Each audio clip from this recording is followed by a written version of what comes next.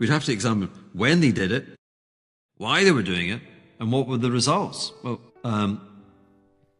it's not very illuminating. Now, maybe this is a jaundiced selection, but I'm here in St. Bart's because Gordon Brown, the Chancellor of the British Exchequer, back in the day, in 2002, 2003, decided after accumulating gold for 200-300 years through war and famine and the empire and the decline of the empire, 2003, they sold, how much did they sell? They sold at least a quarter of their total reserves. Below $300, they sold it. The central bank sold gold. And it wasn't just the Bank of England. All central banks were selling gold. I bought it.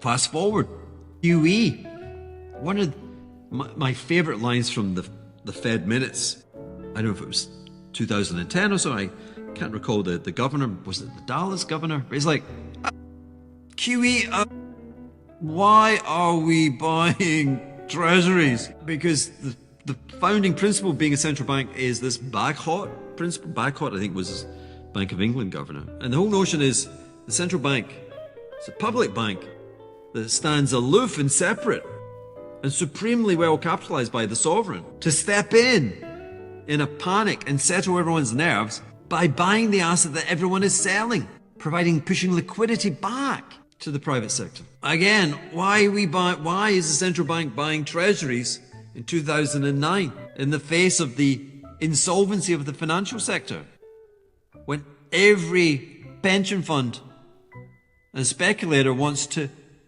own treasuries? Why are we buying what they want us to buy? So I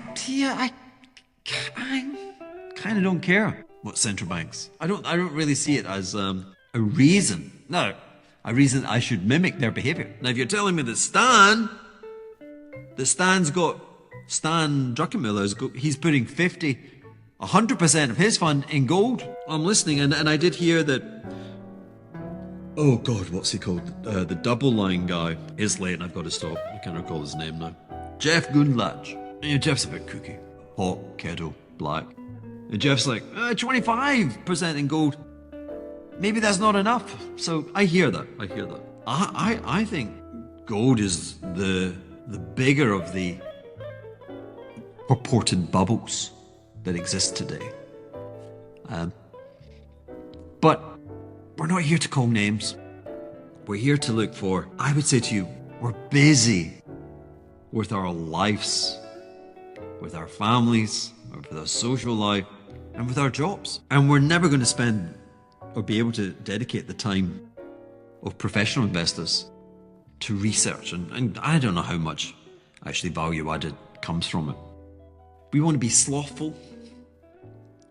But we need a kind of cheat sheet. And my cheat sheet is you want to have a portfolio of, say, 100 stocks. So you might have stocks or indices, commodities. And it doesn't have to be 100, but a lot. 20, 25, 30. Especially if it's stocks, because we want to eliminate as much as possible idiosyncratic risk. And we want to buy things which have just broken out of long compressions, with a bet that there's an energy that will propel them the way gold went from 850 to 4,050.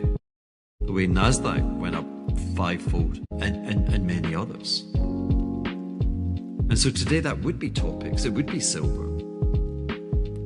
I mean, yeah, okay. Gold is so far. I mean, gold now is to my mind, it's done it. I'm looking for things which are just close to that breakout.